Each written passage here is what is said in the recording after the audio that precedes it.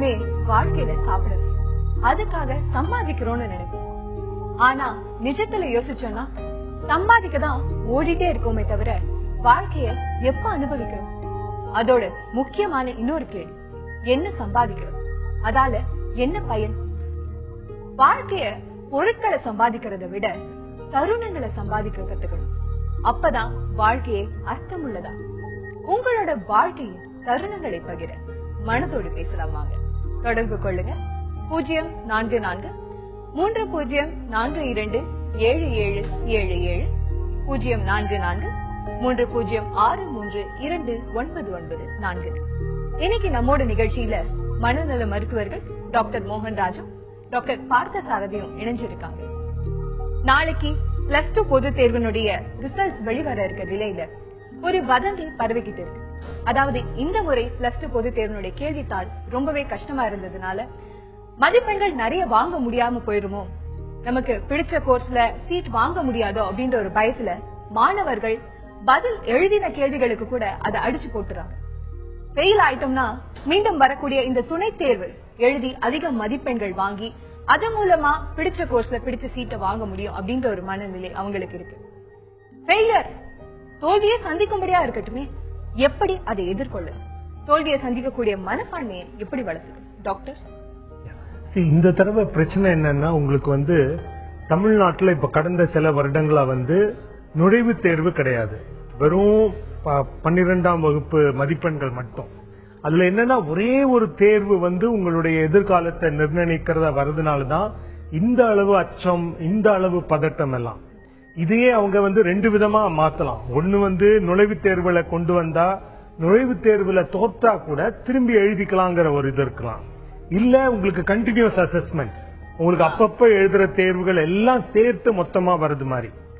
So but இப்ப இருக்கிற இதுல மாணவர்கள் என்ன நினைக்கலாம்னா, இது ஒரு தேர்வுங்கிறது இப்ப என்ன ஆயிடுச்சுன்னா நம்ம ஊர்ல கோயில் மாதிரி பண்ணிட்டாங்க. அது ஒரு பெரிய ஒரு விஷயம் மாதிரி. நான் என்ன சொல்லுவேன், கோயில் கிடையாது, அது ஒரு மைல்கல், முக்கியமான மைல்கல் தான். ஆனா உங்க வாழ்க்கை பயணத்துல அது ஒரு சாதாரண மைல்கல் தான். அதை தாண்டி போறீங்க. தேர்வை விட முக்கியம் நீங்க கத்துக்கிற விஷயங்கள். நீங்க நாலேஜ் கத்துக்கிற அந்த ஜேர்னி ஆஃப் நாலேஜ் தான் முக்கியமே தவிர தேர்வு இல்ல. பட் உங்களுக்கு இது பேசலாம் மேடையில, ஆனா தேர்வு மதிப்பெண்ணை வச்சு மட்டும்தான் உங்களுக்கு இருக்கைகள் கிடைக்குது கல்லூரியிலங்கும் போது நிச்சயமா இந்த பிரச்சனை வருது. நான் என்ன சொல்லுவேன்னா, நுழைவுத் தேர்வுகள் வரலன்னா கூட தமிழ்நாட்டு மாணவர்கள் அனைத்து இந்திய நுழைவுத் தேர்வுகள் இருக்கு. எல்லா கல்வி துறைகளுக்கு உண்டான நுழைவுத் தேர்வுகளுக்கும் தமிழ்நாடு மாணவர்களும் எழுதலாம். சோ என்னோட இது என்னன்னா, வெறும் 12ஆம் வகுப்பு மதிப்பெண் மட்டும் நம்பாம நுழைவுத் தேர்வுகள் எழுத ஆரம்பிக்கட்டும். பொறியியல் ஆகட்டும், மருத்துவம் ஆகட்டும், சட்டம் ஆகட்டும், எல்லாத்துக்குமே அனைத்து இந்திய லெவல்ல நுழைவுத் தேர்வுகள் எழுதலாம். சோ அதனால ஒரு தேர்வு தான் நம்ம வாழ்க்கையை நிர்ணயிக்குது அப்படின்ற ஒரு கட்டத்தை தாண்டியும் வரலாம். சகஜமாவே தேர்வுகளை சகஜமா எதிர்கொண்டோம் அப்படின்னா அந்த ஒரு டென்ஷனும் குறைக்கலாம். கூடவே நிறைய மதிப்பெண்கள் அதனாலயும் வாங்க முடியும் இல்லையா? இப்ப நம்மோட சென்னையில இருந்து நிஷா தொடர்புல இருக்காங்க. வணக்கம். உஷா தொடர்புல இருக்காங்க, மன்னிக்கணும். வணக்கம் உஷா. வணக்கங்க. சொல்லுங்க உஷா, என்ன பகிர்ந்து? எனக்கு என் பெரிய பையனுக்கு கல்யாணம் ஆகி 1.5 வருஷத்துலயே வீட்டுள்ளேயே தற்கொலை பண்ணிட்டாங்க. சரிங்கம்மா, எதனால சொல்ல முடியுமாமா? அதுதான் என்னன்னு தெரியல. அவங்க 2 பேருக்குள்ள மியூச்சுவல் அண்டர்ஸ்டாண்டிங் இல்லையா, இல்ல அவனுக்கு செக்ஸ்ல கொஞ்சம் ரொம்ப அதிகமான ஈடுபாடு இருந்தது. அது அவ அவாய்ட் பண்ணினா 2-3 வாட்டி என்கிட்ட அவ சொல்லியிருக்கா. அதெல்லாம் ஆம்பளைங்க இப்பதான் கல்யாணம் ஆன புதுசு 27 இயர்ஸ் தான் அவனுக்கு. அதுக்குள்ள அந்த மாதிரி பண்ணிக்கிட்டான். அவன் ஹோட்டல் மேனேஜ்மெண்ட் படிச்சுட்டு தாமஸ்குக்ல ஒர்க் பண்ணிட்டு இருந்தான். திடீர்னு நல்லா இருந்தான். நான் அம்மா உன் மேல எதுவும் தப்பு இல்லம்மான்னு சொல்லிட்டு உள்ள போனவன் அவங்க அப்பாவை பார்த்து, நீ என்கிட்ட பேசாத, கொஞ்சம் குடிப்பான், அதாவது பார்ட்டி கீர்த்தின்னு ஏதாவது இருந்தா குடிப்பான். அதாவது நான் சொன்ன விட்டு கொடுத்துட்டு நீ இப்படி ஒரேடியா பிடிச்சிட்டா அருந்து போயிடும், அது வச்சுக்கோ. அத அவ காதலியே போட்டுக்காம நான் என்னவோ என் பிள்ளைக்கு சப்போர்ட் பண்ற மாதிரி சொல்லிருக்கேன். அதனோட பாதிப்பு இன்னும் எனக்கு போகவே இல்லை. உள் மனசுக்கு போயிருக்கா என்ன நான் நினைக்க கூடாதுன்னா கூட என் வயிறு மனசு வலிக்கிறது. அப்படியே அந்த வலியால டோட்டலி ஸ்ட்ரென்த் ஸ்பாயில் ஆயிடுச்சு. இன்னொரு பையன் இருக்கான் எனக்கு. அவனுக்காகவாவது நான் நல்லா இருக்கணும்னு தெரிஞ்சுக்கிறேன். ஏன்னா சுகர் லெவல் வந்து இப்ப 400 மேல ஆயிடுச்சு.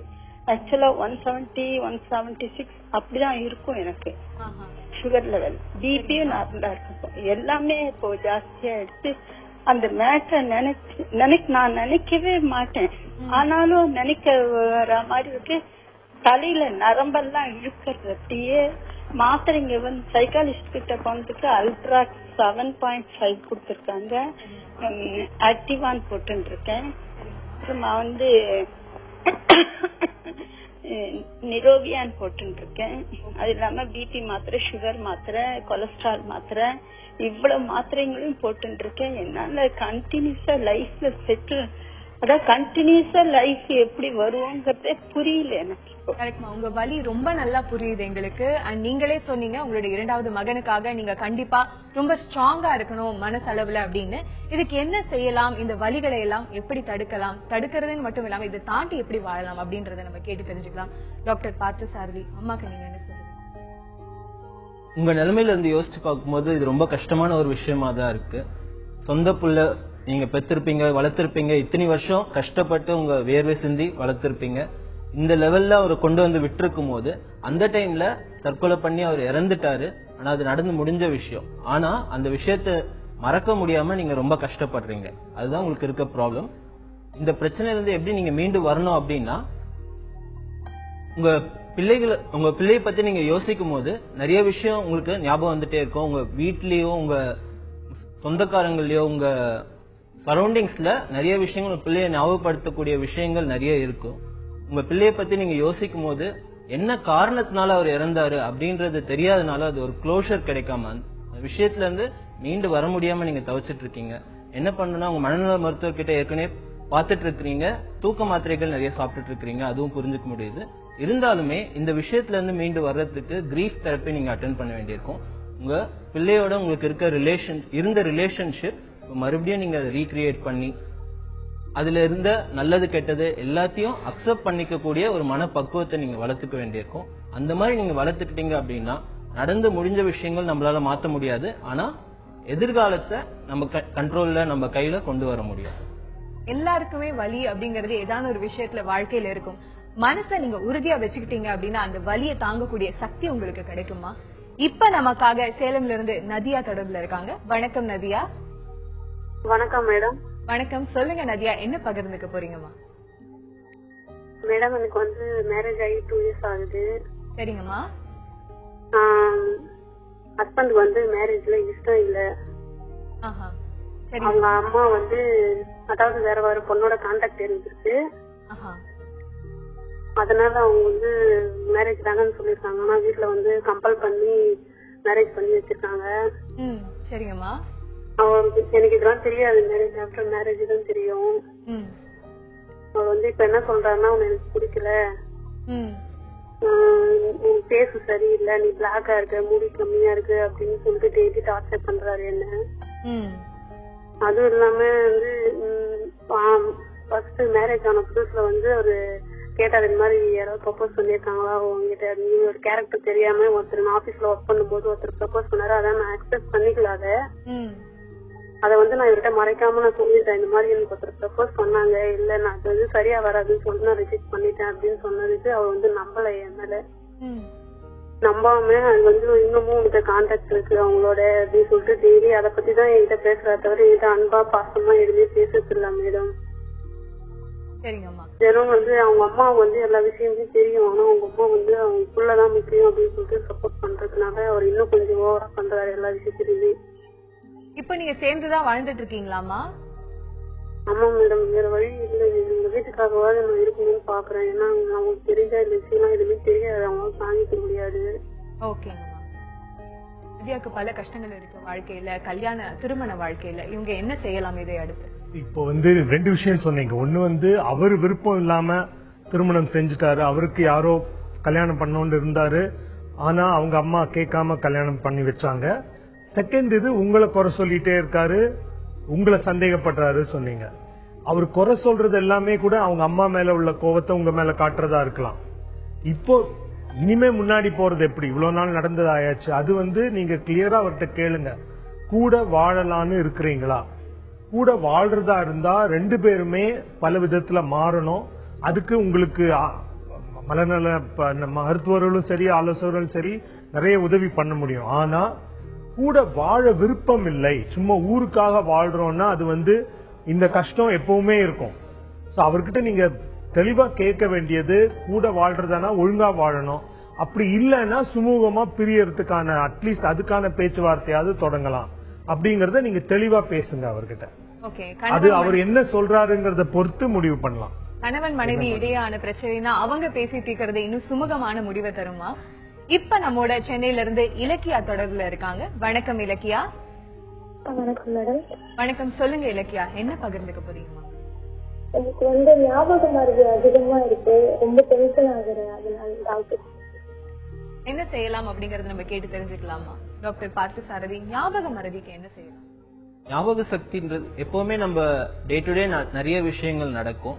நம்மளோட அட்டென்ஷன், நம்மளோட நம்ம எதுல நம்மளோட அட்டென்ஷன் கொடுக்கறோம் அப்படின்னும் அது மட்டும்தான் நமக்கு மனசுல ஞாபகத்துல நிக்கும். அட்டென்ஷன் இல்லாத விஷயங்கள்ல நம்ம மனசுல ஞாபகம் இருக்காது. நீங்க எதை ஞாபகம் வச்சுக்கணும் அப்படின்னு நீங்க நினைக்கிறீங்க, உதாரணத்துக்கு நீங்க படிக்கிறீங்களோ இல்ல ஏதோ ஒரு வேலை செய்றீங்களோ, ஏதோ ஒரு விஷயத்த நீங்க ஞாபகம் வச்சுக்கணும், இன்னைக்கு என்னென்ன வேலை எல்லாம் செய்யணும் அப்படின்றத நீங்க ஞாபகம் வச்சுக்கணும் அப்படின்னு நீங்க நினைக்கிறீங்க அப்படின்னா அது எல்லாத்தையும் நீங்க போக்கஸ் பண்ணி உங்களோட ஃபுல் அட்டென்ஷன் அதுக்கு கொடுத்து ஃபர்ஸ்ட் அதை நினைவுல நிறுத்த பாருங்க, ரெஜிஸ்ட்ரேஷன். அதுக்கப்புறமா திருப்பி அந்த விஷயத்த ஞாபகப்படுத்திட்டே இருக்கணும்.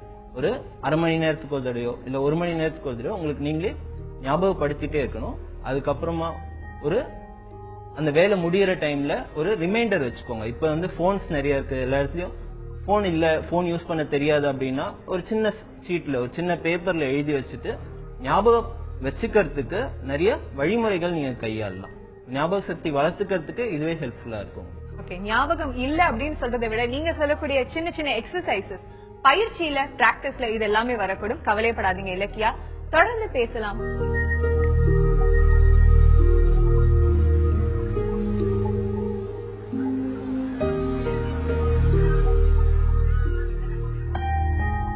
தனியா நடக்க பயமா இருந்தா அத சொல்ல தயங்க வேண்டாம். கை கோர்த்து போகலாம், மனதால பேசலாம். தொடர்பு கொள்ளுங்க 044 30427777 044 30632994. இப்ப சென்னையில இருந்து கார்த்திக் நம்மோட தொடர்புல இருக்காரு. வணக்கம் கார்த்திக். வணக்கம் கார்த்திக், இணைப்புல இருக்கீங்களா? இணைப்புல இருக்கேன் மேடம். சொல்லுங்க கார்த்திக், என்ன பகிர்ந்துக்க போறீங்க? இல்ல மேடம், இப்ப தற்போது வந்து நாங்க ஒரு 1.5 years மேரேஜ் ஆகுது. சரிங்க சரிங்க. இப்ப பாத்தீங்கன்னா அவங்க வந்து ஒரு சின்ன அடமண்ட் டைப்ல இருக்காங்க. ஒரு எம்எஸ்சி ஹோல்டர் அவங்க, என்னோட ஒய்ஃப் வந்து. சரிங்க. நெக்ஸ்ட் வந்து பாத்தீங்கன்னா வந்து என்னன்னா ஒரு சின்ன சின்ன விஷயங்கள்லாம் வந்து பெரிய விஷயங்களா யூஸ் பண்றாங்க. என்னோட சிஸ்டர் வந்து கொஞ்சம் வந்து பாத்தீங்கன்னா வந்து எனக்கு மூத்தவங்க. அவங்க வந்து மேரேஜ் பண்ணி கொடுத்துட்டாங்க, கவர்மெண்ட் ஜாப்ல இருக்காங்க. ஆனா பட் வந்து ஹேண்டிகேப்டுங்கிறதால எங்க வீட்டுல இருந்துட்டு வேலை பார்த்துட்டு இருக்காங்க. இப்ப இந்த மாதிரி விஷயங்கள்லாம் நடக்கும்போது வந்து என்ன சொல்றதுன்னா, நம்மளோட அதாவது வந்து யாரும் இருக்கக்கூடாது அப்படிங்கிற மாதிரி ஒரு கான்செப்ட்ல என்னோட ஒய்ஃப் பேசுறாங்க. அதாவது வந்து யாருக்கும் ஹெல்ப் பண்ணக்கூடாது, அதாவது வந்து என்னோட சிஸ்டர், என்னோட அம்மா அப்படிங்கிறவங்க பண்றாங்க. இன்னொரு விஷயம் வந்து பாத்தீங்கன்னா வந்து எல்லாரும் நாங்க விவசாய குடும்பத்தை சேர்ந்தவங்க. எனக்கு அப்பா எனக்கு வந்து சண்டை கிடையாது. அதனால சண்டை இல்லாத என்னோட சிஸ்டருக்கு நான் தான் மேரேஜ் பண்ணி வச்சேன். நான் நல்ல ஜாப்ல இருக்கேன், நல்ல கிரேடியூட்ல தான் இருக்கேன் சென்னையில. பட் இருந்தாலும் வந்து அவங்களோட கான்செப்ட் என்னங்கிறது இல்லை. இப்ப சம்திங் இப்போ ஒரு சாட்டர்டே ஃப்ரைடே அன்னைக்கு கூட என்னோட பையனை பார்க்கறதுக்காக நானும் எங்க அம்மாவும் போனோம். அப்ப பார்க்க போகும்போது என்ன பண்றாங்கன்னா வந்து நீ யாரு பாக்குறதுக்கு அப்படின்னு சொல்லிட்டு ஒரு டிஃப்ரெண்டான ஆங்கிள் வந்து அவங்க என்னோட மதர் வந்து கொஞ்சம் இதா பேசுறாங்க. ஏற்கனவே ஒரு மன அழுத்தங்கள் உள்ளவங்க. அவங்களோட கான்செப்ட் என்னன்னா இப்படிதான் இருக்கணும் அப்படிங்கறத விடவும் அவங்க சொல்றதுதான் கேட்கணுங்கிற மாதிரி இருக்காங்க. நான் அவங்களோட சேர்ந்து வாழணும்னு நான் நினைக்கிறேன். இப்ப கூட தற்போது கூட ஒரு பாஸ்போர்ட் அப்ளை பண்றதுக்காக போனேன். அவங்களோட என்ன சொல்றது மேரிடுன்னு சொல்லிட்டு இது பண்ண சொன்னாங்க. இன்னும் அந்த ஒரு விஷயங்கள் கூட பண்ணல. மேரேஜ் சர்டிபிகேட் கூட நான் வாங்கல, அப்போ அப்ளை பண்ணல. அந்த மாதிரி ஒரு கான்செப்ட்ல இருக்காங்க. நீங்க வந்து நீ வரலாம், நீ தனியா வாழ்ந்துட்டு போயிட்டா கையெழுத்து இப்ப என்ன கேட்க விரும்புறீங்க? உங்க மனைவியோட அந்த அதிகாரப்பூர்வமான வார்த்தைகளை எப்படி கட்டுக்குள்ள கொண்டு வரலாம்னா இல்ல? ஆமா மேடம், இல்ல நான் வந்து அவங்க கூட வாழணுங்கிறது எனக்கு என்னோட எண்ணம். பட் வந்து அவங்களுக்கு என்ன கான்செப்ட் இருக்குங்கிறது அவங்களை எப்படி புரிய வைக்கிறதுங்கிறது எனக்கு தெரியல. ஓகே, தெளிவா புரிஞ்சுச்சு. ரொம்ப டாமினேட்டிங்கா இருக்காங்க இவங்களோட மனைவி. எப்படி அவங்களுக்கு இவங்களோட நிலைமை புரிய வைக்கிறது அப்படிங்கறது இவருடைய. மிஸ்டர் கார்த்திக், நீங்க சொன்னதுல வந்து முக்கியமா நீங்க சொன்னது ரொம்ப அடம் பிடிக்கிறாங்க அப்படின்னு சொன்னீங்க. இப்ப நம்ம இப்ப ஒரு பக்கத்து கதை மட்டும் தான் கேட்டிருக்கோம். நீங்க சொல்றத வச்சு பார்க்கும்போது இது வந்து மனநோய் கிடையாது, குணாதிசயம். அதாவது நாங்க என்ன சொல்லுவோம்னா பர்சனாலிட்டி ட்ரெய்ட்ஸ்னு சொல்லுவோம். அதாவது நம்மளுடைய ஆளுமைகள்ல வந்து பல விஷயங்கள் இருக்கு. கோவப்படுறதாகட்டும், பொறுமையா இருக்கிறதாகட்டும், அடம் பிடிக்கிறது, விட்டு கொடுக்கறது மாதிரி. அதுல சிலவங்களுக்கு வந்து குணாதிசயங்கள் இந்த மாதிரி இருக்கும். அடம் பிடிக்கிறதுக்கு காரணம் வந்து அவங்க வளர்ந்த விதம், அவங்க பெற்றோர்கள் விட்டு கொடுத்திருக்கலாம் நிறைய. சோ அப்படியே படிச்சவங்களுக்கு இப்ப புதுசா ஒரு இடத்துல அடம் பிடிக்கும் போது யாரா விட்டு கொடுக்கலன்னா அதனால நிறைய பிரச்சனைகள் வரலாம். இது வந்து குணாதிசயம் சார்ந்தது. இது பிரச்சனை எப்ப வரும்னா புதுசா இப்ப திருமணத்திற்கு அப்புறம் ஒரு புது குடும்பத்துல வரும்போது ஒத்து வராமல் நிறைய பிரச்சனைகள் வரும். இது வந்து மாறதற்கு பேசிதான் நம்ம அதை தீர்க்கணும். இதுக்கு மருந்தெல்லாம் கிடையாது. பேசி அவங்களுக்கும் என்னோட ஆளுமையில கொஞ்சம் மாற்றங்கள் தேவை, என்னுடைய அணுகுமுறையினால எனக்கும் பிரச்சனை வருது, மற்றவங்களுக்கும் பிரச்சனை வருதுங்கிறது அவங்களுக்கு தெரிய வந்ததுன்னா மாறதுக்கு தயாரா இருப்பாங்க. பேசி நிறைய விஷயங்கள் சொல்லி கொடுக்கலாம். அது ஒரு விஷயம் நீங்க சொன்னதை வச்சு. இன்னொன்னு, நார்மலா நாங்க வந்து இந்த மாதிரி விஷயத்துல மேல சிகிச்சைக்கு முன்னாடி என்ன பண்ணுவோம்னா அவங்களையும் பார்த்து அவங்க சைட் ஆஃப் த ஸ்டோரியும் கேட்டுப்போம். அதாவது இப்ப நீங்க பார்த்த வரைக்கும் உங்களோட எண்ணம் இது, அவங்க என்ன சொல்லுவாங்கன்னா நான் அடம் பிடிக்கிறதே இந்தந்த காரணத்துக்காக சொல்லலாம். அவங்க பக்கத்து நியாயங்களையும் கேட்டுட்டு அதுக்கப்புறம் அவங்களுக்கு என்னென்ன பண்ணணுமோ அதை சொல்லி கொடுப்போம். நீங்க சொன்ன மாதிரி முதல் ஆப்ஷன்ல 2 பேரும் உட்கார்ந்து பேசும் பொழுது குடும்பத்துக்குள்ள இருக்கிறவங்க தானே இது இப்படி இப்படி இருக்கு அப்படின்னு எடுத்து சொன்னா தாராளமா புரிஞ்சுப்பாங்க. முதல்ல நீங்க பேசி ட்ரை பண்ணுங்க அவங்களோட. இப்ப நம்மோட திண்டுக்கல்ல இருந்து துளசிராம் தொடர்புல இருக்காங்க. வணக்கம் துளசிராம். வணக்கம் மேடம். வணக்கம், சொல்லுங்க துளசிராம், என்ன பகிர்ந்துக்க போறீங்க? தம்பியை பத்தி கேட்கணும் மேடம். தம்பியை பத்தி சொல்லணும். திரு மோகன்ராஜ் சார். தாராளமா, டாக்டர் இங்கதான் இருக்காரு, சொல்லுங்க சார். வணக்கம் சார். வணக்கங்க சார். என் பேர் துளசிராம் சார். என்னுடைய தம்பி பேர் வந்து மோகன், 34 சார். சரிங்க. அவர் வந்து கிட்டத்தட்ட ஒரு 10 வருஷமாவே வந்து மனநிலை பாதிக்கப்பட்டுதான் சார் இருக்காரு வீட்டுல. சரிங்க. என்ன மனநிலை பாதிப்புன்னா, அதாவது நல்லாதான் சார் இருந்தாரு. கூட சேர்ந்து சுத்தினாங்க, அதாவது பசங்க கூட சேர்ந்து சுத்தினால அடுத்தவங்க வந்து ஏதாச்சும் கடை வாங்கினாங்கன்னா போய் முன்னாடி நின்று பேசுறது, அடுத்தவங்க கஷ்டப்பட்டாங்கன்னா இந்த மாதிரி அவங்க கஷ்டப்படுறாங்கல்ல, அவங்க டாக்டர் வாங்கிட்டு எதா இருந்தாலும் முன்னாடி போய் நின்று பேசுனதுனால அவன் மனசுல வந்து பய உணர்வு வந்து இந்த மாதிரி என்னை அடிக்க வர்றாங்க, என்னை கொல்ல வர்றாங்க, அதனால நான் இங்க இருக்கக்கூடாது, எல்லாருமே நம்ம வீட்டை விட்டு போயிருவோம் அப்படின்லாம் சொல்லி இருந்தாலும் ஆஸ்பத்திரியில கூட்டி போய் காமிச்சேன் சார். சரிங்க. காமிச்ச பின்னாடி ஓரளவு டேப்லெட் மாத்திரை எல்லாம் சாப்பிட்டுட்டு இருந்தான். திருப்பி வந்து அது மாத்திரை சாப்பிடறது நிப்பாட்டிட்டான். நிப்பாட்டின முன்னாடி திருப்பி 2-3 தடவை நாங்க ஆஸ்பத்திரி கூட்டி போனதுல இப்ப என்ன ஆகி போச்சுன்னா அவன் வந்து 6 மாசமாவே வந்து குளிக்கிறது இல்ல, வீட்லயே தான் இருக்கான். சாப்பிட சொன்னா சாப்பிட மாட்டான், அவனா சாப்பிட்டுக்குவான். நம்ம சொன்னோம்னா ஆப்போசிட்டா பண்றான். அவனை வந்து இப்ப நாங்க வீட்டுல வச்சு பார்க்க முடியல. அதனால நாங்க வந்து சென்னை கீழ்பாக்கத்துல வந்து சேர்க்கலாம டாக்டர்கிட்ட சர்டிபிகேட் எல்லாம் வாங்கிட்டோம். அதை கொண்டு போய் நம்ம ஆஸ்பத்திரியில சேர்த்தா அவங்க பாத்துக்குவாங்களா? அதுக்கு என்ன சார் கொஞ்சம் நமக்கு கொஞ்சம் தயவுசெஞ்சு கொஞ்சம் விளக்கமா சொல்லுங்க சார். கேட்டு தெரிஞ்சு கொள்ளலாம். இவர் தெளிவா சொல்லிருக்காரு இவரோட சைடு என்னென்ன, இவரோட தம்பிக்கு என்ன. நீங்க சொல்றத வச்சு பார்க்கும்போது ஒரு பர்டிகுலர் மனநோய், அதாவது ஸ்கிசோஃப்ரினியான்னு சொல்லுவோம். அது கூட கொஞ்சம் பேசி அது தானாங்கிறத உறுதி செய்யணும். அதாவது மெயினா சந்தேகம் சொன்னீங்க, நிறைய பேர் அடிக்க வராங்கிற மாதிரி. இது வந்து உங்களுக்கு மூளையில ஏற்படுற சில சின்ன ரசாயன மாற்றத்தால ஏற்படக்கூடியது. சரி செய்யக்கூடிய மருந்துகள் இருக்கு. நீங்க சொன்னீங்க மருந்து கொடுத்தோன்னு. இப்ப மருந்து சரியா எடுக்காதவங்களுக்கு சில வழிமுறைகள் இருக்கு. அதாவது ஊசிகள் இருக்கு. அதாவது உங்களுடைய தசையிலேயே இருந்து 15 நாள் கொஞ்சம் கொஞ்சமாக அது வெளியே வந்து வேலை செய்யும். 15 நாளைக்கு ஒரு தடவை ஊசி போட்டாலே அவங்களுக்கு தொடர்ந்து நல்லா இருக்கிறதுக்கான மருந்துகள் இருக்கு. நீங்க வந்து சொன்ன மாதிரி கீழ்ப்பாக்கம் அரசு மருத்துவமனைக்கு போலாம், அவங்க நிச்சயமா உதவிகளை செய்வாங்க, உங்களுக்கு சொல்லவும் செய்வாங்க. மாத்திரை சாப்பிடாதவங்களுக்கு எப்படி மருந்த உடம்புல ஒண்ணு அவருக்கு புரிய வைப்பாங்க, மாத்திரை ஏன் சாப்பிடணும், சாப்பிட்டா என்னென்ன மாற்றங்கள் வருங்கிறத அவங்க ஒத்துக்கிற அளவுக்கு சொல்லி கொடுத்து புரிய வைப்பாங்க.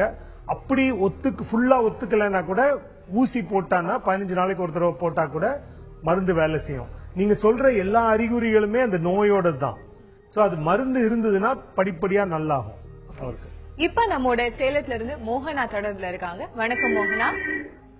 வணக்கம் மேடம். சொல்லுங்க மோகனா, என்ன பகிர்ந்துக்க போறீங்கம்மா? மேடம், நான் எங்க வீட்டுக்காரர் எங்கிட்ட அன்பா பேசணும்னு நான் எதிர்பார்க்கறேன். சரிங்கம்மா. ஆனா அவர் எங்கிட்ட சரியா பேச மாட்டேங்கிறாரு, சந்தோஷமா பேச மாட்டேங்கிறாரு. அதிகமா கோவப்படுறாருங்களா? அதிகமா கோவப்படுறாரு, எப்படித்தான் எரிச்சலாவே பேசுறாரு. நான் நல்லா பேசினா கூட அவர் எங்கிட்ட சந்தோஷமா பேச மாட்டேங்கிறாரு. அதே எனக்கு மனசு ரொம்ப கஷ்டமா இருக்குது. என்னடா நம்ம நல்லா பேசினா கூட எங்க வீட்டுக்காரர் நல்லா பேச மாட்டேங்கிறாரு அப்படின்னு ஒரு மன ஏமாற்றமா இருக்கு, எனக்கு கஷ்டமா இருக்கு. சரிங்கம்மா, கல்யாணம் ஆகி எவ்வளவு வருடங்கள் ஆகுதுமா? ஒரு 3 வருஷம் ஆகுது மேடம். முதல்ல கல்யாணம் ஆகி சொல்லுங்க. கல்யாணம் ஆகி 2 மாசம் தான் அவரோட வாழ்ந்தேன். அப்புறம் ஃபேமிலி பிரச்சனை 1 வருஷம் 2 பேரும் பிரிஞ்சிருந்தோம். சரிங்கம்மா. 2 பேரும் 1 வருஷம் கழிச்சு 2 பேரும் சேர்ந்தோம். சரிங்கம்மா. அப்போதுல இருந்து இப்பதான் கோவப்படுறாருங்களா? ஃபர்ஸ்ட் ஒரு 2-3 மாசம் நல்லா இருந்தாரு. அப்புறமேட்டு சின்ன சின்ன பிரச்சனை என் மேல கோபமாவே இருக்கிறாரு. சரியா பேசவே மாட்டேங்கிறாரு. சரிங்கம்மா, நம்ம என்ன செய்யலாம் அப்படிங்கறத கேட்டு தெரிந்து கொள்ளலாம். டாக்டர் பார்த்த சாரதி, இவங்களுக்கும் இவங்க கணவருக்கும் இடையே என்ன செஞ்சா மறுபடியும் சுமூகமா இருக்கும்? ஒரு கல்யாணத்தோட சக்சஸ்ன்றது 2 சைடுல இருந்து இருக்கு. எப்படி 2 கையை தட்டினாதான் ஓசை வரும் அப்படின்ற மாதிரி ஒரு கல்யாணம், ஒரு மேரேஜ் சக்சஸ்ஃபுல்லா இருக்குது, 2 பேரும் சந்தோஷமா வாழறாங்க அப்படின்றது 2 சைடும் எஃபர்ட் எடுத்து 2 பேருமே மனசை புரிஞ்சு வாழ்ந்தாதான் அது பண்ண முடியும். இப்ப இவங்களுக்கு சொல்றதை விட அவரோட கணவர் இந்த ப்ரோக்ராம் பார்த்துட்டு இருந்தாருன்னா அவருக்கு சொல்ல வேண்டியதுதான் இருக்கு. அவரும் எந்த ஒரு ரிலேஷன்ஷிப்புமே, கல்யாணமும் ஒரு ரிலேஷன்ஷிப் தான், அது வளர்த்துக்கிறதுக்கு அவரும் அவரோட டைம் கொடுக்கணும், அவரோட எஃபர்ட் கொடுக்கணும். அவர் இவங்களை புரிஞ்சுக்க ட்ரை பண்ணணும். 2 பேருக்குமே ஆசை பசங்கள் இருக்கும், 2 பேருக்குமே எதிர்பார்ப்புகள் இருக்கும். இவரோட எதிர்பார்ப்புகள் அவங்க பூர்த்தி பண்ணணும், அவங்களோட எதிர்பார்ப்புகள் இவர் பூர்த்தி பண்ணணும். அப்பதான் 2 பேர்த்தோட அந்யோன்யம் வளரும். அப்பதான் இந்த கல்யாணம் சக்சஸ்ஃபுல்லா இருக்கும்.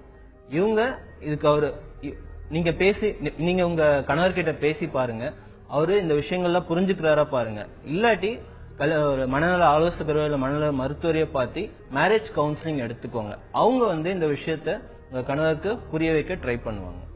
இப்ப நம்மோட மதுரையில இருந்து செல்வி தொடர்புல இருக்காங்க. வணக்கம் செல்வி. மேடம், நான் மதுரையில இருந்து பேசுறேங்க மேடம். அதாவது எங்க வீட்டுக்காரு இப்ப இறந்துட்டாங்க மேடம். எனக்கு 55 வயசு ஆகுது. ஆனா இப்ப பாருங்க, ஒரு 5 இயர்ஸா எப்படியோ சமாளிச்சுட்டேன் லோன்லியா. இப்ப பாத்தீங்கன்னா ரொம்ப லோன்லியா இருக்கு.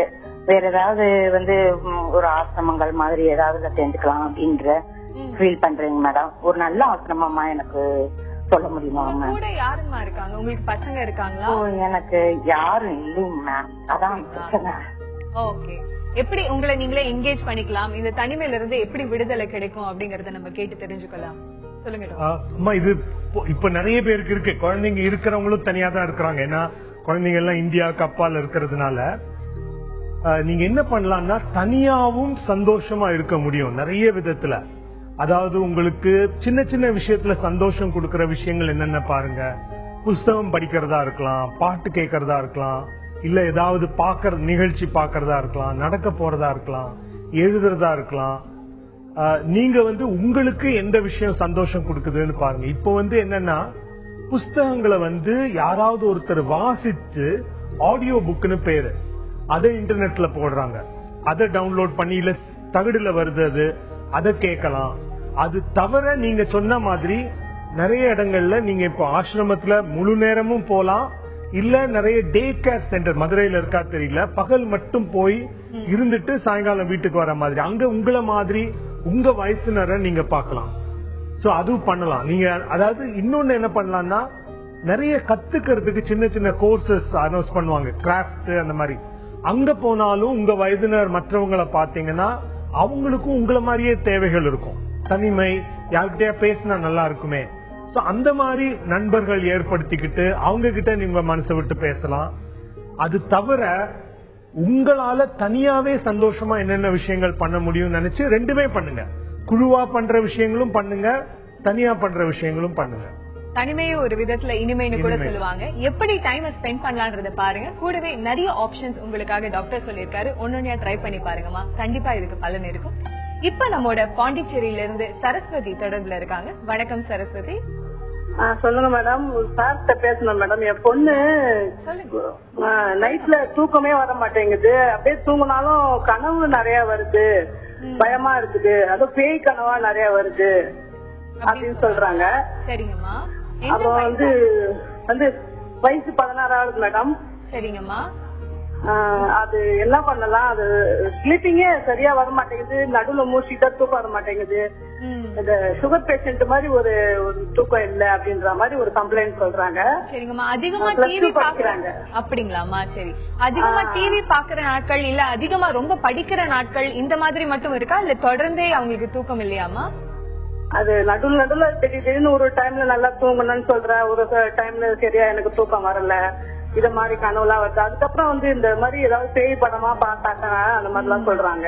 சரிங்கம்மா. நம்ம என்ன செய்யலாம் அப்படின்னு கேட்டு தெரிந்து கொள்ளலாம். ஓகேம்மா. தேங்க்யூ. டாக்டர் பார்த்த சாரதி, இவங்களுக்கு உங்களுடைய ஆலோசனை. தூக்கம் வராதுக்கு உங்களுக்கு நிறைய காரணங்கள் இருக்கலாம். உங்க பொண்ணு கிட்ட பேசி பார்க்க வேண்டியிருக்கும். மனச்சோர்வு இருக்கலாம் உங்களுக்கு, இல்ல மன பதட்டம் இருக்கலாம், இல்ல ஸ்ட்ரெஸ் வீட்லயோ குடும்பத்திலயோ இல்ல ஸ்கூல்லயோ ஏதாவது ஒரு ஸ்ட்ரெஸ் இருக்கலாம். அதை பத்தி அவங்க யோசிச்சுட்டே இருக்கும் போது அவங்களுக்கு தூக்கம் வராம இருக்கிறதுக்கு வாய்ப்பு இருக்கு. அதுவுமே இல்ல அவங்களோட தூக்கத்தோட பழக்க வழக்கங்கள் அது சரியில்லாம இருக்கலாம். உதாரணத்துக்கு பெட்லயே உட்காந்துட்டு லேப்டாப் பாக்குறது, இல்ல படம் பாக்குறது, பெட்லயே உட்காந்துட்டு போன்ல நோண்டிட்டே இருக்கிறது, இந்த விஷயங்கள்லாம் பண்ணாங்கன்னா அதுக்கப்புறம் தூங்க போகும்போது அந்த விஷயங்கள் பத்தி அவங்களுக்கு யோசனை வரும்போது அவங்களுக்கு தூக்கம் வராம இருக்கும். இது எல்லாமே இல்லாம மெடிக்கல் ரீசன்ஸும் இருக்கு. அவங்களுக்கு உடம்புல ஏதாவது ஒரு ப்ராப்ளம் இருந்தது, உதாரணத்துக்கு தைராய்டு ப்ராப்ளம் இருந்ததுன்னா அதுவுமே தூக்கம் வராம இருக்கிறதுக்கு ஒரு காரணமா இருக்கும். அந்த டைம்ல என்ன பண்ணணும் அப்படின்னா, நீங்க உங்களுக்கு அருகில இருக்கிற ஏதாவது ஒரு மனநல மருத்துவரை போய் பாருங்க. அவர் டீடைலா பேசிட்டு, இப்போ குறிப்பா அவங்க பேய் கனவுகள், பேய் சார்ந்த விஷயங்கள் பார்க்கும் பொழுது பேய் கனவுகள் அதிகமா வருது அப்படின்னு சொல்றாங்க. இதுக்கு என்ன செய்யும்? பயந்த சுபாவம் இருக்கிறவங்களுக்கு இந்த மாதிரி பேய் கனவுகள் அதிகமா இருக்கும். அந்த டைம்ல அவங்க என்ன பண்ணணும்னா, இந்த பேய் விஷயத்த பத்தி அவங்களுக்கு நிஜமா முழிச்சிட்டு இருக்கும் போதுமே பயம் இருக்குதா அப்படின்றத பார்த்துட்டு அதுக்கான காரணங்கள் என்ன அப்படின்றத அவங்க கிட்ட பேசி பார்க்கும்போது அந்த பயத்துல இருந்து எப்படி அவங்க மீண்டு வெளியே வரலாம் அப்படின்ற டெக்னிக்ஸ் அவங்க கத்துக்கலாம். பயத்தை போக்கிட்டோம்னா அதனால இந்த கனவு பிரச்சனைகளும் நீங்கிறதுக்கான வாய்ப்புகள் இருக்கு. எவ்வளவு விஷயங்கள்னால தூக்கமின்மை இருக்கலாம், அது டாக்டர் உங்களுக்கு லிஸ்ட் அவுட் பண்ணிருந்தாரு. அது என்ன அப்படின்றத பாருங்க. பேய் குறித்து தான் அவங்க பயப்படுறாங்க அப்படின்னா அந்த பயத்தை முதல்ல நீக்க முயற்சி பண்ணுங்கம்மா. இப்ப நம்மோட திருப்பூர்ல இருந்து பவித்ரா தொடர்புல இருக்காங்க. வணக்கம் பவித்ரா. Hello ma'am. வணக்கம் பவித்ரா, சொல்லுங்க என்ன பவித்ரா? வணக்கம். எனக்கு 4 வயசுல ஒரு குழந்தை இருக்குதுங்க. 4 முடிஞ்சு 5 வயசு ஆக போகுது. சரிங்கம்மா. அந்த பொண்ணுக்கு ஸ்கூலுக்கு போனாச்சுன்னா என்கிட்ட வீட்டுல நல்லா ஃப்ரீயா பழகுறா, பேசுறா. ஆனா ஸ்கூல்ல யாருக்கிட்டயுமே அவங்க மிஸ் கிட்ட கூட கொஞ்சம் பேசுறதே இல்ல, பழகுறதே இல்ல அப்படின்னு சொல்றாங்க ஸ்கூல்ல மிஸ். வீட்டுல இருக்கும்போது நம்ம சொல்லி கொடுத்தா கூட டக்குன்னு ஓரளவுக்கு புரிஞ்சுக்கிறா. ஆனா ஸ்கூல்ல புரிஞ்சுக்கவே தெரியறது இல்ல அப்படின்னு சொல்றாங்க. ரொம்ப லேட் ஆகுது உங்க பொண்ணு படிக்கிறதுக்கு, புரிஞ்சுக்கிறதுக்கு எல்லாமே ரொம்ப லேட் ஆகுது அப்படின்னு சொல்றாங்க. ஆனா வீட்டுல நல்லா இருக்கிறா, பேசுறது எல்லாமே ரொம்ப டக்கு நல்லா தெளிவா நீட்டா நல்லாவே பேசுறா. சரிங்கம்மா. ஆனா அவங்க மிஸ் இந்த மாதிரி சொல்றாங்க. இதனால படிப்பு விஷயத்துல ஏதாவது பிரச்சனை வருமா? இது என்ன அப்படின்னு நம்ம கேட்டு தெரிஞ்சுக்கலாமா டாக்டர்? எவ்வளவு வருஷமா பள்ளிக்கூடம் போயிட்டு இருக்காங்க? இப்போ 1 இயர் தாங்க, ஒரே ஒரு வருஷம் தான் போயிருக்கிறேன். 4 வயசு தான் ஆகுதுன்னு சொன்னீங்க இல்லையா? ஆமா, 4 முடிஞ்சு 5 போட்டீங்க. ஆமாங்க, 3 வயசுல நாங்க அட்மிஷன் போட்டோம். ஓகே. 3 வயசுல எந்த கிளாஸ்ல, எந்த வகுப்புல சேர்த்தீங்க? ப்ரீ கேஜி தாங்க போறோம். இன்னும் சிம்பிள் எக்ஸாம் அதெல்லாம் எதுவுமே இல்லைங்க. ரைம்ஸ், நம்ம ஏபிசிடி இதெல்லாம் வீட்டுல என்கிட்ட நல்லாவே டீச் பண்றா, நல்லாவே பேசுறா. ஆனா அவங்க மிஸ் கிட்ட பேசுறது இல்லன்னு சொல்றாங்க. சரி, நீங்க சொல்றத பார்த்தா பிரச்சனையே இல்ல மாதிரி தான் எனக்கு தோணுது. நீங்க என்னன்னா இந்த வயசுல ஏபிசிடியை விட ரூம்ல அறையில இருக்கிற விஷயங்கள், இது மேசை, இது சேரு, இது பூ, இது செடி, இது இலை, அந்த மாதிரி பொருள்களை காமிச்சு அதெல்லாம் தெரிஞ்சாலே போதும் இந்த வயசுல. அதுக்கப்புறம் மெதுவா அதுக்கான வார்த்தைகள், அதுக்கான அப்புறம் எழுதவும் வேண்டாம் இந்த வயசுல. ஆனா நிறைய பள்ளிக்கூடத்துல எழுத வைக்கிறாங்க. ஏன்னா கேட்டா அந்த குழந்தை எழுதுது, உங்க குழந்தை எழுதுனா என்ன. பட் 4 வயசுல பாத்தீங்கன்னா ஒரு ப்ரீ கேஜில குழந்தைங்களோட வயசு பாத்தீங்கன்னா ஒரு 11 மாசம் வித்தியாசம் இருக்கும். சிலவங்க கட் ஆஃப்க்கு பக்கத்துல சேர்ந்திருப்பாங்க, சிலவங்க ரொம்ப வித்தியாசம். நரம்பு அளவுல வளர்ச்சி வந்து உங்களுக்கு 12 மாசத்துல நிறைய மாற்றம் இருக்கும்.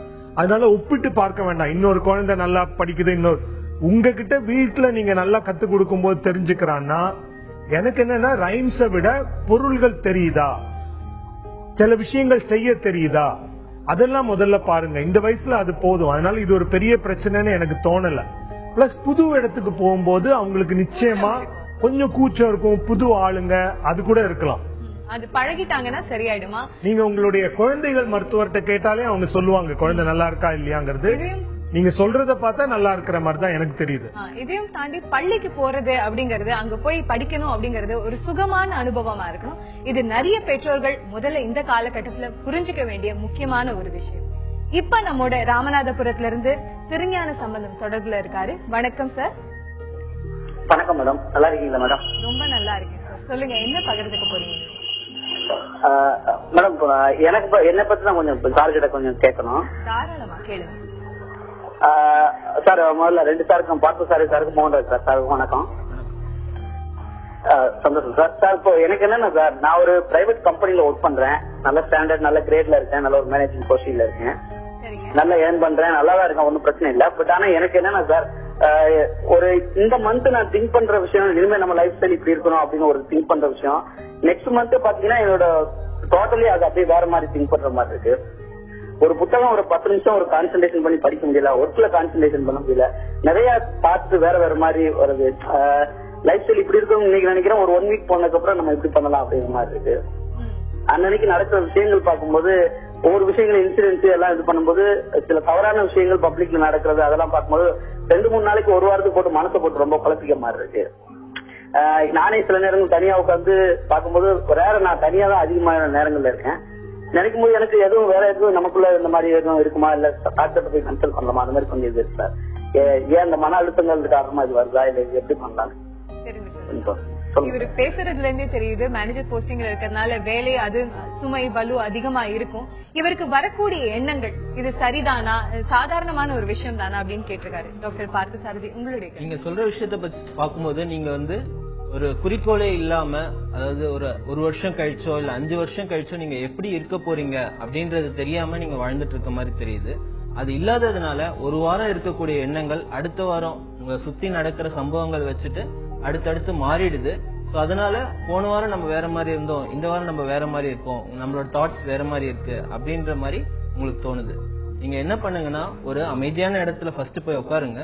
அந்த டைம்ல ஜஸ்ட் ஒரு இமேஜினேஷன், கண்ணை மூடி நீங்க கற்பனை பண்ணுங்க. 1 வருஷம் கழிச்சு நான் எப்படி இருக்க போறேன், 5 வருஷம் கழிச்சு என்னென்ன விஷயங்கள்லாம் நான் என் லைஃப்ல முடிச்சிருக்கணும், என்னென்ன விஷயங்கள்லாம் நான் புதுசா கத்துக்கிட்டு இருக்கணும், 10 வருஷம் கழிச்சு நான் எப்படி இருக்க போறேன். இது எல்லாத்துக்கும் நீங்க ஆனஸ்டா உங்க மனசு அக்செப்ட் பண்ணக்கூடிய ஆன்சர்ஸ் நீங்க கண்டுபிடிச்சீங்க, அதுக்கான பதில்கள் கண்டுபிடிச்சிட்டீங்கன்னா அந்த இடத்தை நீங்க ரீச் பண்றதுக்கு உங்க டே டு டே லைஃபை நீங்க மாத்திக்க வேண்டியிருக்கும். இந்த கேள்விக்கான பதில் உங்களிடமே தான் இருக்குன்னு டாக்டர் சொல்லியிருக்காரு. அதை முதல்ல கண்டறிஞ்சு ஒவ்வொரு நாட்களும் அதை நோக்கி நீங்க செல்லலாம். இப்ப நம்மோட நாமக்கல்ல இருந்து மஞ்சு தொடர்புல இருக்காங்க. வணக்கம் மஞ்சு. Hello madam. வணக்கம், சொல்லுங்க மஞ்சு, என்ன பகிர்ந்துக்க போறீங்கம்மா? மேரேஜ் ஆகி 4 months ஆகுது. சரிங்க. லவ் மேரேஜ்லாம் நல்லா தான் போயிட்டு, ஹஸ்பண்ட் நல்லா தான் பார்த்துட்டு இருக்காங்க. சம்டைம்ஸ் சண்டை வருது. என்னுடைய மாமியாருக்குள்ள என்ன சொல்றாங்க அப்படின்னா, நீதான் என் பையனை லவ் பண்ணி கல்யாணம் பண்ண, என் பையனுக்கு வேற இடத்துல நிறைய டவுட்ஸ் வந்துச்சு, நீதான் வந்து இது பண்ணி அவனுக்கு கல்யாணம் பண்ணிருக்க, உங்க வீட்டுல ஏதாவது பண்ணினா நீ அவனை மறைச்சிட்ட, அப்படி இப்படி பேசும்போது எங்களுக்குள்ள சம்டைம்ஸ் ஏதாவது சண்டை வரும்போது, சரி நான் அவங்களை கஷ்டப்படுத்தணும் அப்படின்னு சொல்லிட்டு தோணுது. அவங்க விட்டுட்டு போயிடலாம், சூசைட் பண்ணலாம், இந்த நிலைமைக்கு என் மனசு ரொம்ப கஷ்டமா இருக்கு. இது ஒரு சண்டை. ஏன் ரொம்ப நல்லாதான் பாத்துக்கிறாங்க, எனக்குதான் அப்படி தோணுது. பட் அவங்க அட்டன்ஷனே வந்து பேசுறாங்க, பட் என்னாலதான் முடியல. அவங்க என்ன ரொம்ப இரிட்டேட் பண்ற மாதிரி என்னுடைய மாமியார் பேசிக்கிட்டே இருக்காங்க, போக வேண்டியதானே அப்படின்னு பேசுறது ரொம்ப கஷ்டமா இருக்கு. அது மாதிரி எங்களுக்கு சின்ன சண்டை வந்தாலும் அது அட்வான்டேஜ் எடுத்துக்கிறாங்க. அவங்க பையன் நல்லா பேசுறாங்க, எனக்கு அதனால விட்டு பயமா இருக்கு. அவங்க 2 பேசும்போது என்னால தனியா அவங்க விட்டுட்டு போகவே முடியும். ஏதாவது சொல்லி என்னால சண்டைக்கு வந்துருவாங்களோ அப்படின்னு ஒரு பயம் இருந்துகிட்டு இருக்கு. உங்களுடைய நிலைமை ரொம்ப நல்லா புரியுதுமா, கவலைப்படாதீங்க, பதட்டப்படாதீங்க. இதுக்கு என்ன செய்யலாம்னு நம்ம டாக்டர் கிட்ட கேட்கலாம். டாக்டர் மோகன்ராஜ், உங்களுடைய இது வந்து இவங்க சொல்ற அந்த மாமியார் டயலாக் வந்து ரொம்ப எல்லா மாமியார்களும் உபயோகப்படுத்தக்கூடாது கூடியது. ஒன்னு லவ் பண்ணி கல்யாணம் பண்ணாட்டி எவ்வளவோ வரதட்சணை கிடைச்சிருக்கும் அப்படிங்கறது. என்னோட சஜஷன் என்னன்னா, ஒரு இந்த மாதிரி எதுவுமே பேச மாட்டாங்கிற ஒரு லேடிய வந்து அவங்க பையனுக்கு கல்யாணம் ஆனாலும் மாமியார்னு ஆனோன்னு நிறைய மாமியாருங்க இதை பேசுறாங்க. நான் என்ன சொல்வேன்னா, இது முன்னாடியே திருவள்ளுவர் சொல்லியிருக்காரு, எப்பொருள் யார் யார் வாய் கேட்பினும் அப்பொருள் மெய்ப்பொருள் காண்பது அரிது. உங்களுக்கு தெரியும், அது அவங்க சொல்றது சரியில்லை, வேணும்னு சீன்றதுக்கு சொல்றாங்க. சரி, இந்த மாமியாரோட எண்ணம் இவ்வளவுதான், அது அவங்களோட ஒப்பீனியன். இத வந்து என்னோட மகிழ்ச்சியை குறைக்கிறதுக்கு நான் அனுமதிக்க போறதில்ல. அவங்க கீரல் விழுந்த தட்டு மாதிரி இதை திரும்பி திரும்பி சொல்லட்டும். நீங்க அதனால அப்செட் ஆனாலோ இல்ல அதுக்கு பதில் ஏதாவது சொன்னாலோ தான் இது திரும்ப திரும்ப சொல்லப்படுது. அவங்க சொல்லும் போது ஆமா உங்களுக்கு எப்பவுமே அப்படிதான் தோணும்னு சொல்லிட்டு நீங்க உங்களை பாதிக்காம பாத்துக்கிட்டீங்கன்னா கொஞ்ச நாள் கழிஞ்சு அவங்க சொல்றாங்க, அவங்களோட எண்ணம் அது. உங்களுக்கும் கணவனுக்கும் நடுவுல இது வராம பாத்துக்கோங்க. இன்னொன்னு, கணவர்கிட்ட இது எப்படி நீங்க பகிர்ந்துப்பீங்க, அவரு வந்து அம்மா கிட்ட சொல்றது நல்லது. இந்த மாதிரி அடிக்கடி சொல்லி சீண்டாதீங்க அப்படிங்கறது அவரும் சொல்றது நல்லது.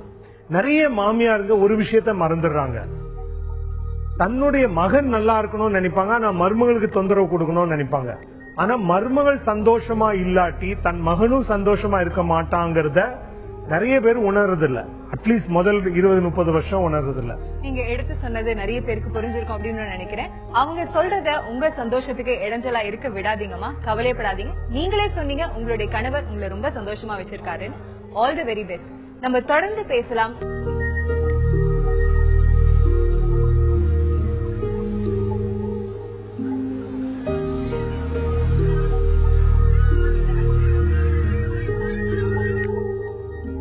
நமக்கு வரக்கூடிய கஷ்டங்கள் கசப்பான மருந்து மாதிரி. அதை கடந்துட்டோம்னா வாழ்க்கைய ரசிக்க முடியும். பகிர்ந்துக்கோங்க உங்க வாழ்க்கைய.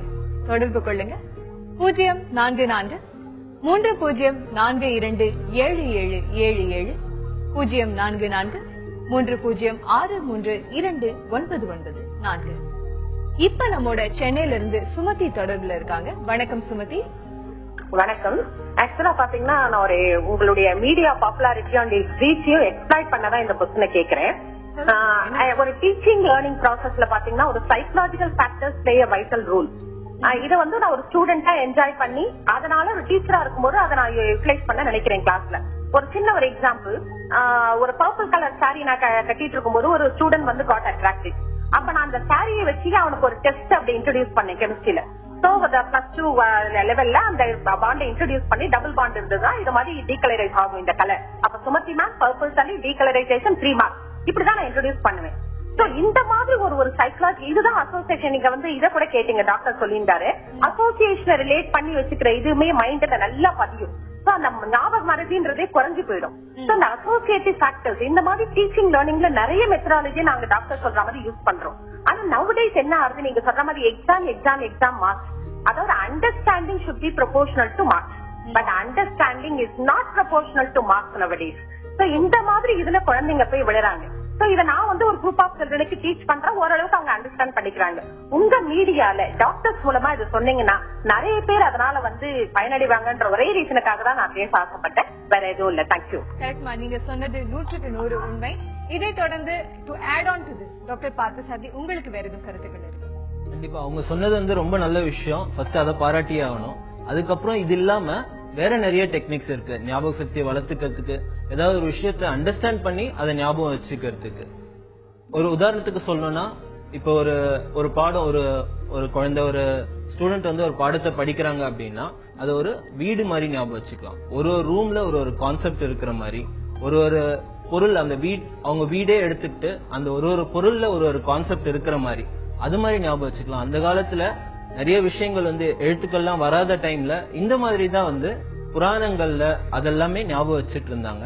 அது வந்து ஒரு ஹெல்ப்ஃபுல்லா இருக்கும். ஒவ்வொரு விஷயத்தையும் ரிலேட் பண்ணியோ இல்ல நல்லா ஆழ்ந்து புரிந்து கொண்டு படித்தாலே மனசுல நல்லா பதியும், அதை புரிந்து கொள்ற சக்தியும் அதிகமாகும். இப்ப நம்மோட சென்னையில இருந்து சுசீலா தொடர்புல இருக்காங்க. வணக்கம் சுசீலா. வணக்கம் மேடம். வணக்கம்மா, என்ன பகிர்ந்துக்க போறீங்கம்மா? எனக்கு வந்து 52 இயர்ஸ் ஆகுது. சரிங்கம்மா. எனக்கு வந்து ஆங்ஸைட்டி ப்ராப்ளம் இருக்கு, டேப்லெட் எடுத்துட்டு இருக்கேன். சரிங்கம்மா. ஆக்சுவலா என்னால வந்து ஏதாவது ஃபேஸ் பண்ண முடிய மாட்டேங்குது. பேசுறதுக்கு முன்னாடி அழ வருது. இல்லங்கம்மா, எதுவா இருந்தாலும் நீங்க இங்க சொன்னீங்க அப்படின்னா இதுக்கு என்ன செய்யலாம் அப்படிங்கறத நம்ம பார்க்கலாம். மனசு எனக்கே தெரியுது என்னோட பினான்சியல் ப்ராப்ளம் தான் எனக்கு அப்படின்னு. பையனுக்கு பொண்ணுக்கு எல்லாருக்கும் கல்யாணம் பண்ணிட்டா என்னோட ஹஸ்பண்ட் கூட இல்ல. சரிங்கம்மா. இப்ப கடைசியில டாக்டர் மோகன்ராஜ் சொன்னாரு மாமியார்கள்னாவே எப்படியோன்னு. நான் என் மாமியார் கிட்ட நிறைய பாடுபட்டேன். அதையெல்லாம் வச்சு நிறைய மருமகளை தலை மேல ஏறி போட்டு உட்காந்துருச்சு. இப்போ என்ன திரும்பவும் தனியா இருக்க சொல்றாரு. இது எப்படி சாத்தியமாகும் தெரியல. நான் ஆல்ரெடி ஒரு 6 months இருந்தேன். இருந்து பார்த்துட்டு முடியல அப்படின்னு சொல்லிதான் வந்து ஜாயின் பண்ணேன். ஆக்சுவலி நான் ஏனங்களடி என்ன அப்பப்போ வேலைக்கு அனுப்புறாங்க, அப்பப்ப நிறுத்திடுறாங்க. நிறுத்திட்டு என்ன ரொம்ப தொல்லை பண்றாங்க. எனக்கு எப்படி முடிவு எடுக்கிறது எதுவுமே தெரியல. என்னோட பொண்ணே ஒரு சைக்காலஜிஸ்ட் தான். அவன் என்ன சொல்ற, நீ வேலைக்கு போங்கிற. பட் இவங்க நம்ம ஒரு வேலைக்கு போய் நல்லா செட்டில் ஆகி எல்லாம் இருந்தேன்னா என்ன அந்த வேலையை விட்டு நிக்க சொல்றாங்க. திரும்பவும் புதுசு வேலையை தேட சொல்றாங்க. அதனால இன்ஸ்டிடியூட் இருக்கு சம்பாதிச்சதும் நான் அவங்களுக்கு கொடுத்துட்டேன். என்னோட 0 பேலன்ஸ் ஆல்ரெடி எனக்கு வேறு வீட்டு எல்லாமே இருக்கு. எனக்கு எப்படி இதனால நான் சூசைட் பண்ணிக்கலாம் திங்க் பண்றேன். ஏன்னா எனக்கு எதுவுமே தெரியல. சூசைட் அப்படிங்கிறது எதுக்குமே ஒரு தீர்வு இருக்க முடியாதுமா. எந்த ஒரு கஷ்டம் நல்லா புரியுது. பட் இந்த உடம்பு இருக்கிற வரைக்கும் இருக்கணும் இல்லையா?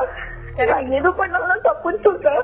ஆல்ரெடி பையனும் மருமகளும் 10 years லவ் பண்ணி கல்யாணம் பண்ணாங்க. இப்ப 16 years ஆச்சு. அவங்க 2 பேரும் தான் பேசிக்கிறாங்க. அவங்க 2 பேரும் ஏதாவது பண்றாங்க.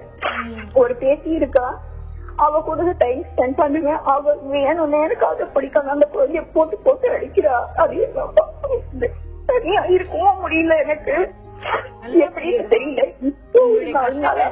மருமகள் வந்து அவங்க அம்மா வீட்டுக்கு போயிட்டு இருக்கா. கரெக்ட்மா, நீங்க சொல்றது ரொம்ப தெளிவா புரியுது. உங்களுடைய கஷ்டங்களை எடுத்து சொன்னீங்க. இதுக்கு என்ன செய்யலாம் அப்படிங்கறத நம்ம கேட்டு தெரிஞ்சுக்கலாமா? கவலையே படாதீங்க. டாக்டர் மோகன்ராஜ், 2-3 விஷயம் சொன்னீங்கம்மா. ஒண்ணு, வேலை செய்யக்கூடாதுன்னு சொல்றாங்க, என்ன பண்ணணும்னு சொன்னீங்க. என்னுடைய சஜஷன் வந்து வேலை செய்யுங்க கட்டாயம். வேலை வந்து நமக்கு சம்பளம் மட்டும் கொடுக்கறது இல்ல.